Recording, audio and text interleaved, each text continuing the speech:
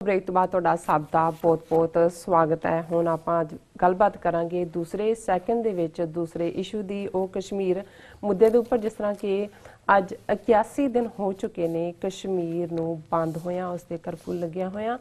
सो 80 लाख जो कश्मीरी ने उन्हां नूं खुली जेल विच डकिया होया है और 10 लाख जो उस दे उपर जो फौज है उसनूं तैनात किया गया है। उत्थों दे लोकां नूं उत्थों दियां जो मिडरियां ਜਿਹੜੀਆਂ ਲੋੜਾਂ ਨੇ ਉਹ ਸਹੂਲਤਾਂ ਨੇ ਉਹਨਾਂ ਤੋਂ ਉਹਨਾਂ ਨੂੰ ਮਹਿਰੂਮ ਕੀਤਾ ਗਿਆ ਹੈ। ਸੋ ਇਸ ਉੱਪਰ ਲਗਾਤਾਰਤਾ ਨਾਲ TV 84 ਡਾਕਟਰ ਸਾਹਿਬ ਹਮੇਸ਼ਾ ਹੀ ਆਪਣੇ ਵਿਚਾਰ ਤੁਹਾਡੇ ਨਾਲ ਸਾਂਝੇ ਕਰਦੇ ਨੇ। ਅੱਜ ਵੀ ਇਸੇ ਹੀ ਮੁੱਦੇ ਤੇ ਕਸ਼ਮੀਰ ਮੁੱਦੇ ਦੇ ਉੱਪਰ ਆਪਾਂ ਡਾਕਟਰ ਸਾਹਿਬ ਕੋਲੋਂ ਉਹਨਾਂ ਦੇ ਵਿਚਾਰ ਸੁਣਨ ਜਾ ਰਹੇ ਹਾਂ। ਸੋ ਅਸੀਂ ਚਾਹਾਂਗੇ ਕਿ ਤੁਸੀਂ ਸਾਡੇ ਨਾਲ ਇਸੇ ਤਰ੍ਹਾਂ ਹੀ ਜੁੜੇ ਰਹਿਣਾ। ਦੇਖਣ ਸੁਣਨ ਲਈ ਤੁਹਾਡਾ ਸਭ ਦਾ ਬਹੁਤ ਬਹੁਤ ਸ਼ੁਕਰੀਆ ਜੀ। ਡਾਕਟਰ ਸਾਹਿਬ ਕੀ ਕਹਿਣਾ ਚਾਹੋਗੇ? देखो अज वैसे यूनाइटेड नेशनस डे है, क्योंकि अज दे दिन 24 अक्तूबर 1945 ਨੂੰ यूनाइटेड नेशनस ਦੇ ਚਾਰਟਰ ਰਾਹੀਂ यूनाइटेड नेशनस ਹੋਂਦ ਵਿੱਚ ਆਈ ਸੀ ਜੀ। ਔਰ ਉਸ ਹੋਂਦ ਚਾਣ ਵੇਲੇ ਜਿਹੜਾ ਹੈ ਉਹਨਾਂ ਨੇ ਕਿਹਾ ਸੀ ਕਿ the UN shall be devoted to making known to the people of the world the aims and achievements of United Nations and to gaining their support for its work। ਇਹਦੇ ਮੁੱਢਲੇ ਲਫ਼ਜ਼ ਸੀ। और 24 अक्तूबर 1945 इसलिए क्योंकि दूसरा संसार जंग जिहड़ा 1939 शुरू होया 1945 ही खत्म होया सी। करोड़ां लोग मरे, करोड़ां जख्मी और किन्ने बेकार और किन्ने जिहड़े ने होर मंदहाली। सो उस तो पहला लीग ऑफ नेशनस सी। सो अज ये इंपॉर्टेंस की गल है कि इहदा ना ही यूनाइटेड नेशनस डे है। और इस मौके दे उत्ते यूनाइटेड नेशनस दे सैकटरी जनरल एंटोनियो गुटरेस ने भी एक स्टेटमेंट इशू की है। Reminder as to the role of organisation should be playing focusing on the real problems और real people as shared moral anchor amid stormy global seas. ये बड़े फलावरी लफ्ज इस्तेमाल किए ने कि चार चफेरे जिहड़े समुंदर ने उन्हां दे विच तूफान आया होया। मतलब यह भी दुनिया भर दे विच फिर उस किस्म की गड़बड़ी वाला माहौल है। और ये समझण सारे शेयर्ड मॉरल एंकर कि जिहड़े ने उस तूफानी समुद्रां दे विच सारे देशां दे लोग ऐ समझण कि उन्होंने किश्ती दा चप्पू फड़िया होया है और इस समुंदर चों पार खड़ने।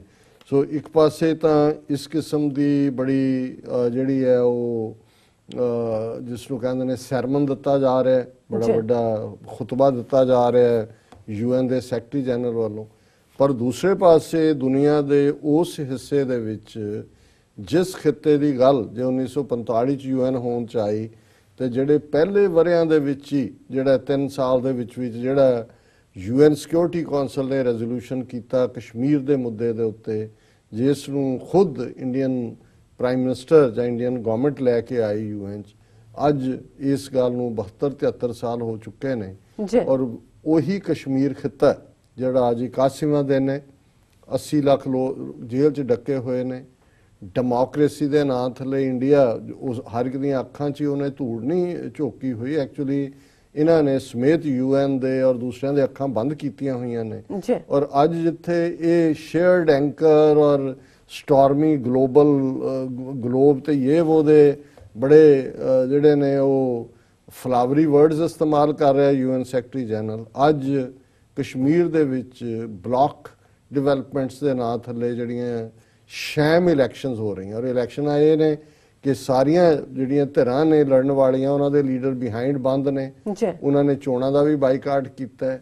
कली BJP उन्होंने चोणों नूं लड़ रही है और उन्होंने भी वो कैंडीडेट जोड़े अद्धों ज़्यादा जोड़े ने इंडिपेंडेंट जिन्होंने फाइल किया है।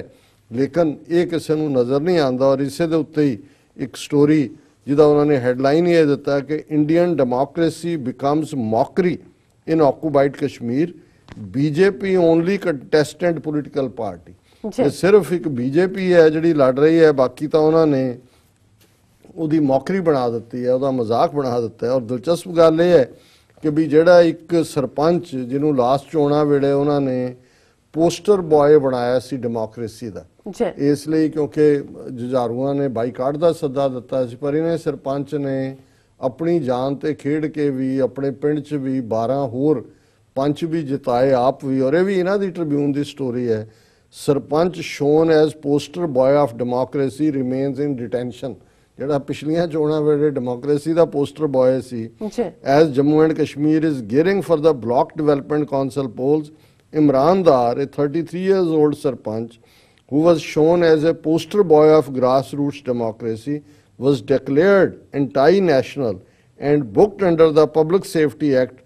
Dar was shifted to Naini jail in Allahabad, Uttar Pradesh। ਜਿਹੜਾ ਪੋਸਟਰ ਬॉय ਸੀ ਡੈਮੋਕ੍ਰੇਸੀ ਦਾ ਕਿ ਦੇਖੋ ਇਹਨੇ ਬਿਨਾਂ ਪਰਵਾਹ ਕੀਤੇ ਵੀ ਸਰਪੰਚੀ ਲੜੀ ਹੈ, ਜਿੱਤਿਆ, ਉਹ ਜਿਹੜਾ ਜੇਲ੍ਹ ਦੇ ਵਿੱਚ ਇਲਾਹਾਬਾਦ ਯੂਪੀ ਦੇ ਵਿੱਚ ਫਸਿਆ ਹੋਇਆ ਹੈ। ਔਰ ਦੂਸਰੇ ਪਾਸੇ ਅਸੀਂ ਦੇਖ ਰਹੇ ਹਾਂ ਵੀ ਬਿਆਨਬਾਜ਼ੀਆਂ ਤਾਂ ਸਾਰੇ ਕਰ ਰਹੇ ਨੇ, ਜਿਵੇਂ ਪਾਕਿਸਤਾਨ ਦੇ ਵਜ਼ੀਰ ਖਾਰਜਾ ਫੋਰਨ ਮਿਨਿਸਟਰ, ਉਹਨਾਂ ਨੇ ਅੱਜ ਖਾਸ UN ਡੇ ਦੇ ਉੱਤੇ ਸਟੇਟਮੈਂਟ ਦਿੱਤੀ ਹੈ। Pakistan urges global community to work towards ending clamp down in Kashmir. ਕਿ ਦੁਨੀਆ ਜਿਹੜੀ ਹੈ ਉਹਨਾਂ ਨੇ ਇਹ ਕਿਹਾ ਕਿ ਐਸਪੈਸ਼ਲੀ UN ਸਿਕਿਉਰਿਟੀ ਕੌਂਸਲ ਨੂੰ ਕਿ ਜੀ ਪਰਸਿਸਟੈਂਟ ਕਲੈਂਪ ਡਾਊਨ ਨੂੰ ਖਤਮ ਕਰਨ ਦੇ ਲਈ ਉਹ ਐਫਰਟ ਕਰਨ।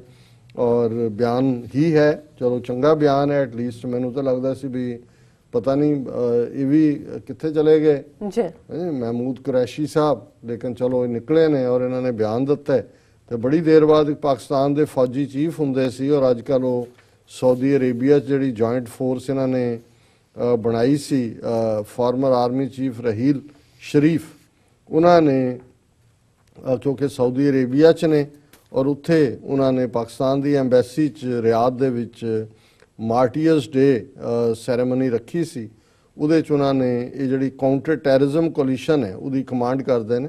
ਉਹਦੇ 'ਚ ਉਹਨਾਂ ਨੇ ਕਿਹਾ former army chief general Raheel Sharif break silence over occupied Kashmir conflict against India. ਹਾਲਾਂਕਿ ਕੋਈ ਲਾਈਨ ਹੈ ਸਾਰੀ ਸਟੇਟਮੈਂਟਸ ਕਿ ਉਹਨਾਂ ਨੇ ਕਿਹਾ ਜੀ ਕਿ ਬਹੁਤ ਧੱਕਾ ਕਰ ਰਹੇ ਨੇ ਜੋ ਕਰ ਰਹੇ ਨੇ, ਲੇਕਿਨ ਇੱਥੇ ਕੀ ਗੱਲ ਖਤਮ ਹੋ ਜਾਂਦੀ ਹੈ। ਮੈਂ ਸਮਝਦਾ ਵੀ ਇਹ ਸਾਰੇ ਜਿਹੜੇ ਬੜੇ ਬੜੇ ਐਕਸਪਰਟ ਵੀ ਰਹੇ ਨੇ, ਫੌਜੀ ਚੀਫ ਵੀ ਨੇ, ਪੋਲੀਟੀਸ਼ੀਅਨਸ ਵੀ ਨੇ, 81 ਦਿਨਾਂ 'ਚ ਕੋਈ ਕਾਰਗਰ ਕਾਰਗੁਜ਼ਾਰੀ ਦੇਖਣ 'ਚ ਨਹੀਂ ਆਈ। ਔਰ ਖਾਸ ਤੌਰ ਤੇ 27 ਸਤੰਬਰ ਤੋਂ ਬਾਅਦ, ਹੁਣ ਵੀ ਅੱਜ ਅਸੀਂ ਗੱਲ ਕਰ ਰਹੇ ਹਾਂ 2-3 ਦਿਨਾਂ ਬਾਅਦ ਮਹੀਨਾ ਹੋ ਜਾਣਾ UN ਜਨਰਲ ਅਸੈਂਬਲੀ ਸਪੀਚ ਨੂੰ ਲੈ ਕੇ।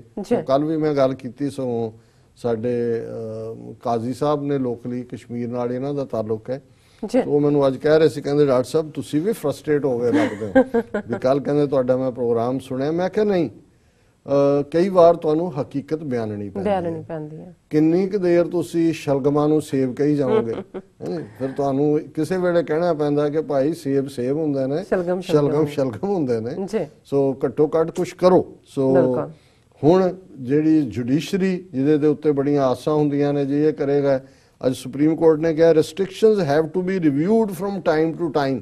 ਸੁਪਰੀਮ ਕੋਰਟ ਕਿਉਂਕਿ ਬਹੁਤ ਸਾਰੀਆਂ ਪਟੀਸ਼ਨਸ ਇੱਕ ਥਾਂ ਤੇ ਉਹਨਾਂ ਨੇ ਇਕੱਠੀਆਂ ਕਰਕੇ ਉਹਨਾਂ ਨੇ ਇਹ ਕਿਹਾ ਸੀ ਕਿ ਜੀ ਉੱਥੇ ਚੱਲ ਰਿਹਾ, ਸੁਪਰੀਮ ਕੋਰਟ ਇੰਟਰਵੀਨ ਕਰੇ, ਬੇਸਿਕ ਫੰਡਾਮੈਂਟਲ ਰਾਈਟ ਨੇ। ਜਦੋਂ ਤੁਸੀਂ ਲੋਕਾਂ ਨੂੰ health services, religious freedom, sanitation, political expression ਇਸ ਸਾਰੇ ਤੋਂ ਡੱਕਦੇ ਹੋ, ਇਹ ਤਾਂ ਵਾਇਓਲੇਸ਼ਨ ਹੈ। ਔਰ 80 ਦਿਨ ਹੋ ਗਏ ਨੇ ਤੁਹਾਨੂੰ, 81 ਦਿਨ ਵਾਇਓਲੇਟ ਕਰਦੇ ਆ ਸਿਸਟਮ ਨੂੰ ਰੋਕੋ।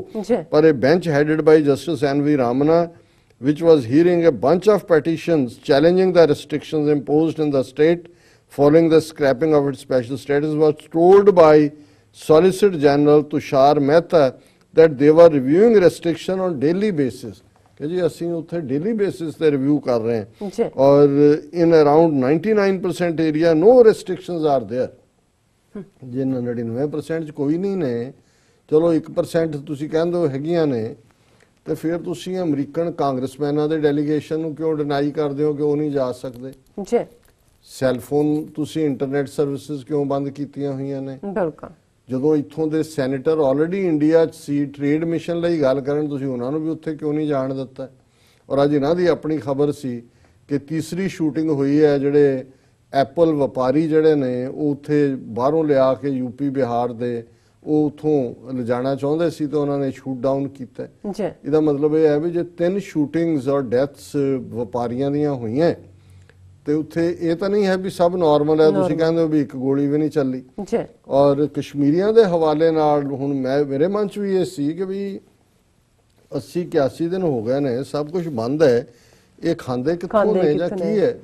ਤੇ ਇੱਕ ਗੱਲ ਜਿਹੜੀ ਬੜੀ ਸਪਸ਼ਟ ਹੈ, ਇੱਕ ਤਾਂ ਉਹਨਾਂ ਨੇ ਜਿਵੇਂ ਇੰਡੀਆ ਨੇ ਕਿਹਾ ਜੀ ਇਹ ਤੁਹਾਡੀ ਐਪਲ ਟ੍ਰੇਡ ਖਤਮ ਹੋ ਜਾਏਗੀ ਔਰ इस साल कोई नहीं, वो कहता जी कोई गल नहीं, सानू किसी की लोड़ नहीं, असी अगला साल एप्पल खा के गुजारा कर लांगे, असी हुण आप ही खावांगे। और कश्मीर दे विच कुदरती एक चंगी गल है भी जिहड़ा उन्हां दी सैल्फ सफिशिएंट इकोनॉमी भी है। सैल्फ सफिशिएंट इकोनॉमी इसलिए बेसिक लोड़ तो रोटी हुंदी है, सो उन्हां दे लोकल फ्रूट भी उन्हां दे अपने हुंदे ने, जे घर है उहदे नाल उन्हां ने जे थोड़ी भी खेतीबाड़ी है, सब्जियां, दूजा तीजा चौल, धान जिन्हों कहते हैं या मुंजी, वो उगाते हैं।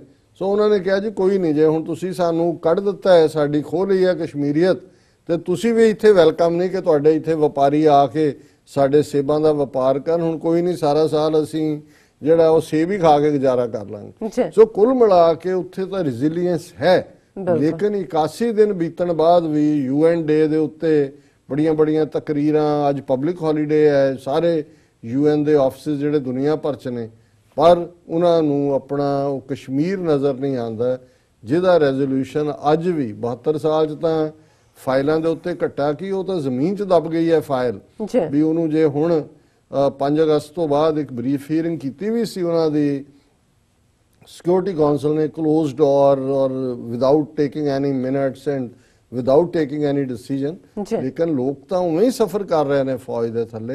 सो असी दुआ गोई हो सकते हैं।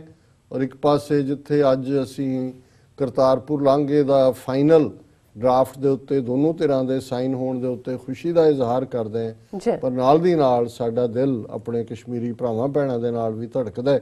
और असी उन्हां दे लई भी अरदास करदे हैं कि रब वो दिन जल्दी लियाए जदों कि ਭਾਰਤੀ ਕਬਜ਼ੇ ਵਾਲਾ ਪੰਜਾਬ, ਇਹ ਭਾਰਤੀ ਕਸ਼ਮੀਰ ਜਿਹਦੀ ਹੋਂਦ ਹੀ ਇਹਨਾਂ ਨੇ ਮਿਟਾਉਣ ਦੀ ਕੋਸ਼ਿਸ਼ ਕੀਤੀ, ਉਹਨੂੰ 3 ਹਿੱਸਿਆਂ 'ਚ ਵੰਡ ਕੇ ਅਸੀਂ ਆਜ਼ਾਦੀ ਦਾ ਨਿੱਘ ਮਾਣ ਸਕੀਏ।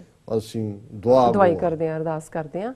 ਇੱਥੇ ਲੈਣਾ ਬ੍ਰੇਕ ਤੋਂ ਪਹਿਲਾਂ ਅਸੀਂ ਆਪਣੇ ਦਰਸ਼ਕਾਂ ਤੇ ਸਰੋਤਿਆਂ ਨੂੰ ਫਿਰ ਦੁਬਾਰਾ ਅਪੀਲ ਤੇ ਬੇਨਤੀ ਕਰਦੇ ਹਾਂ ਵਿਊਅਰਸ, ਜਿਸ ਤਰ੍ਹਾਂ ਕਿ ਤੁਸੀਂ ਜਾਣਦੇ ਹੋ ਕਿ TV 84 ਮਨੁੱਖੀ ਹੱਕਾਂ ਦਾ ਪਹਿਰੇਦਾਰ ਹੈ। TV 84 ਸਿੱਖਾਂ, ਕਸ਼ਮੀਰੀਆਂ ਅਤੇ ਭਾਰਤੀਆਂ ਨੂੰ ਉੱਥੇ ਸਟੇਟਾਂ ਦੇ ਲੋਕਾਂ ਦੇ ਸਵੈ ਨਿਰਣੇ ਦੇ ਹੱਕਾਂ ਦਾ ਹਾਮੀ ਹੈ। ਅਸੀਂ ਚਾਹਾਂਗੇ ਕਿ ਤੁਸੀਂ TV 84 ਦੀ ਚੜ੍ਹਦੀ ਕਲਾ ਲਈ ਵੱਧ ਤੋਂ ਵੱਧ ਡੋਨੇਟ ਕਰੋ। ਡੋਨੇਟ ਕਰਨ ਲਈ ਸਾਡੀ ਵੈਬਸਾਈਟ TV84.tv ਤੇ ਜਾ ਕੇ ਪੇਪਲ ਦੀ ਵਰਤੋਂ ਕਰਕੇ 1 ਟਾਈਮ ਡੋਨੇਟ ਕਰ ਸਕਦੇ ਹੋ, ਮੰਥਲੀ ਡੋਨੇਟ ਵੀ ਕਰ ਸਕਦੇ ਹੋ। ਤੁਸੀਂ TV 84 ਦੇ ਨਾਮ ਤੇ ਚੈੱਕ ਬਣਾ ਕੇ ਸਾਨੂੰ ਮੇਲ ਵੀ ਕਰ ਸਕਦੇ ਹੋ। ਸਾਡੇ ਇਸ ਪਤੇ ਤੇ 36-01 37th Avenue, Long Island City, New York 11101 USA, ਜਾਂ ਫਿਰ ਤੁਸੀਂ ਸਾਨੂੰ ਫੋਨ ਰਾਹੀਂ ਵੀ ਸੰਪਰਕ ਕਰ ਸਕਦੇ ਹੋ ਸਾਡੇ ਫੋਨ ਨੰਬਰ ਤੇ 5164060694। Thank you so much viewers, ਤੁਸੀਂ ਕਿਤੇ ਨਹੀਂ ਜਾਣਾ, ਮਿਲਦੇ ਹਾਂ ਆਫਟਰ ਦਿਸ ਸ਼ਾਰਟ ਬ੍ਰੇਕ।